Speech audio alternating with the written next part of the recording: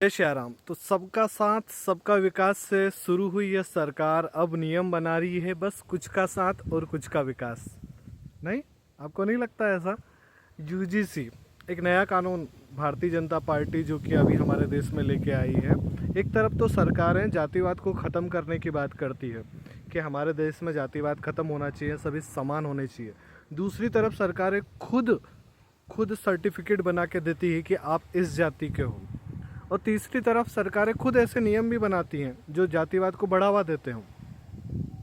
आरक्षण क्या कम था? और एक नई चीज़ लेके आई है सरकार की, आरक्षण के दम पर जो भी स्टूडेंट हैं कॉलेज में उनको यूजीसी के एक नए नियम के थ्रू सीधा सज़ा हो, सीधा कॉलेज से रस्टिकेट किया जाए सिर्फ जातिवाद का नाम लेने पर, सिर्फ जाति का नाम लेने पर, और वही जाति जो कि सर्टिफिकेट सरकार खुद दे रही है।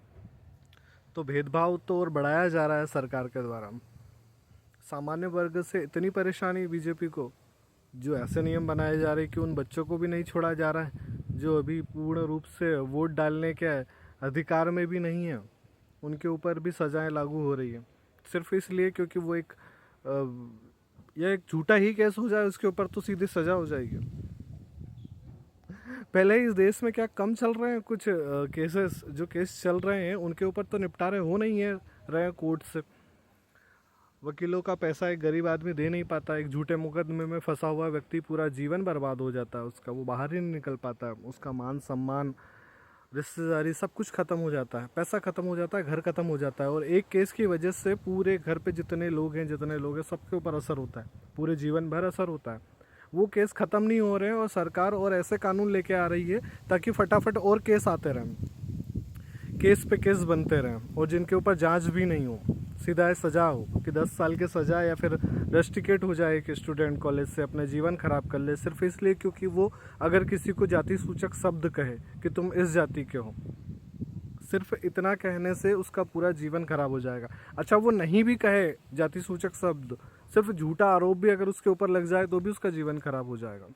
बड़ा आसान हो गया ना अपने देश में सज़ा मिलना। एक रेपिस्ट बच्चियों के साथ बलात्कार करता है, 5-6 साल 7 साल की सज़ा होती है, बाहर आ जाता है। कई सारे तो ऐसे हैं जो बेल पे सीधे ही बाहर आ जाते हैं, उनकी सज़ा के ऊपर कोई नामो निशान ही नहीं। कई सारे ऐसे केसेस हैं जिनमें रेपिस्ट को सज़ा हुई, वो बेल पे बाहर आते हैं और वहीं जेल के बाहर ही जुलूस निकाला जाता है, ढोल नगाड़े बजते हैं, पटाखे फोड़े जाते हैं, खुशी मनाई जाती है कि हमारा बच्चा बाहर आ गया।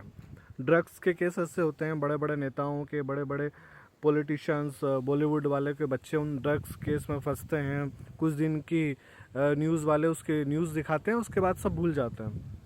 ऐसे ऐसे बड़े बड़े चोरी चपाटी के केस होते हैं, बैंक लूटने के, सोना लूटने के, दुकान लूटने के, दुकान जलाने के, बड़े बड़े अपराध होते हैं। उनके ऊपर कोई सज़ा ही नहीं हो रही है, उनके ऊपर कोई ध्यान ही नहीं दे रही सरकार कि ऐसे सख्त कानून बनाए कि ये जो क्राइम हो रहे हैं ये कम हो।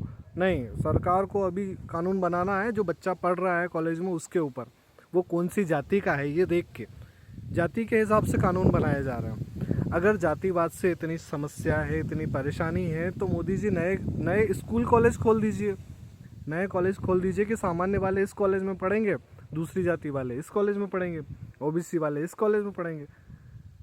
हमारा देश कौन सा गरीब देश है, बहुत पैसा आता है टैक्सेस से सरकार को। नए कॉलेज खोल दीजिए अलग अलग जाति के हिसाब से, अलग अलग धर्म के हिसाब से खोल दीजिए अगर आपको लगता है, पर कम से कम ऐसा इस तरीके से तो जिंदा मत मारिए किसी भी व्यक्ति को कि वो ना घर का रहे ना घाट का रहे। ऐसे कानून बनाकर स्पेशली जाति सूचक शब्द, बड़ी अजीब सी बात है। हमारे देश को आज़ाद हुए कितने साल हो चुके हैं और अभी गणतंत्र दिवस है हमारा 77 साल वाला।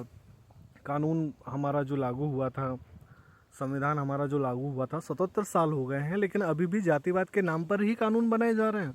मतलब आप 77 साल में भी जातिवाद को नहीं हटा पाए, सरकार में रहते हुए, सत्ता में रहते हुए सरकार हमारे देश में जातिवाद को नहीं हटा पाई, लेकिन अब भी जातिवाद के ऊपर ही नए कानून बनाए जा रहे हैं। कौन सी जाति को है तुम? मतलब सोचो आप, अगर एक बच्चा अगर शिकायत करने जाता है कि सर मेरे साथ ये अभद्र व्यवहार हुआ है कॉलेज में कुछ लोगों के द्वारा, कुछ स्टूडेंट के द्वारा, तो उससे पहले ये पूछा जाएगा कि तुम कौन सी जाति को हो। वो बोलेगा सर मैं इस क्लास में हूँ, मैं ये सब्जेक्ट पढ़ता हूँ। तो बोले नहीं नहीं तुम जाति के कौन से हो, कौन सी जाति के? वो बोलता है कि मैं ओबीसी से हूँ, जनरल से हूँ, तो बोलेगा नहीं तुम्हारी बात नहीं सुनी जाएगी, तुम जाओ यहाँ से, तुम ओबीसी वाले हो तो तुम्हारी कोई बात नहीं सुनी जाएगी।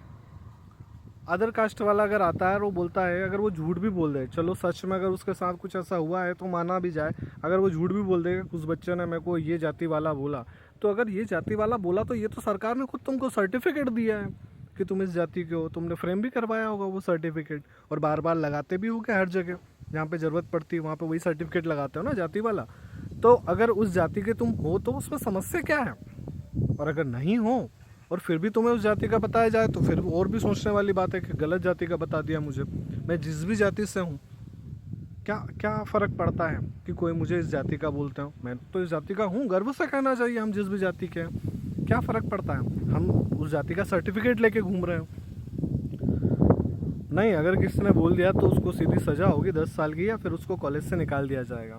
पहले ही आरक्षण का एक ब्रिज बना के रखा है जिससे सामान्य वालों के ऊपर से कई सारे बच्चों को निकाल दिया जाता है और एडमिशन मिल जाता है कॉलेज में, जॉब में, जो भी है। उसके ऊपर से अब ये नया बिल कि नहीं, तुम गिने चुने जो जनरल वाले आए हो ना कॉलेज में, तुमको तो हम यूं चुटकियों में बाहर निकालेंगे। कैसे निकालेंगे? सर इसने मेरे को बोला कि मैं इस जाति का हूँ, इसने जाति सूचक शब्द का इस्तेमाल किया है मेरे ऊपर, बस उसको बाहर कर दिया जाएगा। क्या नया कानून है, कितना बढ़िया, बहुत फास्ट काम होंगे इससे। कॉलेज की सीट हमेशा खाली रहेगी, जनरल वाले कॉलेज में जाएंगे ही नहीं और कुछ ही कास्ट के बच्चे पढ़ेंगे और वो ऑलरेडी आरक्षण वाले ही होंगे। बड़ा मज़ा आएगा नहीं? क्या कानून ला रहे हैं मोदी जी, वाह। जब सरकारें आप बनाते हैं, जब आप चुनाव लड़ते हैं, जब आप अपने विधायक सांसद को टिकट देते हैं और उनको घर घर भेजते हैं ना जब गाँव में, तब ये नहीं सोचते आप कि हमको जब वोट दे रहे हैं, जब ये कौन सी जाति का वोट दे रहा है, ये पिछड़ा वर्ग का हमको वोट दे रहा है या सामान्य वाला वोट दे रहा है। तब आपको सभी के वोट चाहिए होते हैं और उन वोट के आधार पर आप जीतते हैं, अपनी सीट का नारा लगाते हैं 400 पार 400 पार वाला। और जब सरकारें बन जाती हैं, जब आप कुछ जाति के लिए कानून बनाएंगे, कुछ के लिए नहीं बनाएंगे, बहुत गलत बात है। और मतलब ऐसी मानसिकता अगर नेताओं के बीच में है जातियों को लेकर, तो फिर आम जनता के बीच में तो ऐसी मानसिकता और ज़्यादा ही बढ़ेगी। जब बच्चे, मैं खुद अगर अपनी बात करूं तो हम जब कॉलेज में पढ़ते हैं, बच्चे जब कॉलेज में जाते हैं तो वो जब दोस्ती करते हैं ना किसी भी बंदे से, लड़कियों के बीच में दोस्ती हो, तो वो जाति नहीं पूछते वहाँ पे कि तुम कौन सी जाति के हो, तभी दोस्ती करें। लेकिन अब अगर ऐसा कानून बनेंगे कि जाति के ऊपर कानून बनेंगे कॉलेज में, तो बच्चे तो जाति पूछेंगे, सबसे पहले जाति पूछेंगे तुम कौन सी जाति के हो। उसके बाद उनके बीच में दोस्ती हो या दुश्मनी, वो तो वहीं डिसाइड हो जाएगा। क्यों बनाए जा रहे हैं ऐसे कानून? क्यों थोपा जा रहा है लोगों के दिमाग में और ज़्यादा जातिवाद को? जहाँ एक साथ बैठने वाले बच्चों के बीच में अब ये लकीरें खींची जा रही है जातिवाद की ओर। पता नहीं क्या सोच है सरकार में रहकर सरकार की। इतने पढ़े लिखे लोग हैं जो इतने बड़े देश को चला रहे हैं, और वो अगर इस तरीके से बांटना चाहते हैं जातिवाद के रूप में किसी को, किसी का भविष्य खराब कर देंगे, क्या मिलेगा उनको? और ऐसा क्या बिगाड़ा है जनरल कैटेगरी ने जो उनके ऊपर कभी आरक्षण तो कभी ये नए कानून को थोपा जाता है बिना वजह? बहुत गलत चीज़ है, बहुत गलत चीज़ है। और अगर यही रवैया रहा ना, सरकार में वापस आने की उम्मीद छोड़ दीजिए आप, क्योंकि आपके वोट में कुछ तो जनरल वालों ने दिए ही होंगे, ओबीसी जनरल वाले जो हैं, कुछ तो वोट आपको दिए ही होंगे। अगर वो सहारा आपको नहीं मिलेगा तो क्या सरकार बना लोगे और क्या कानून बनाएंगे आप फिर? जय श्री राम।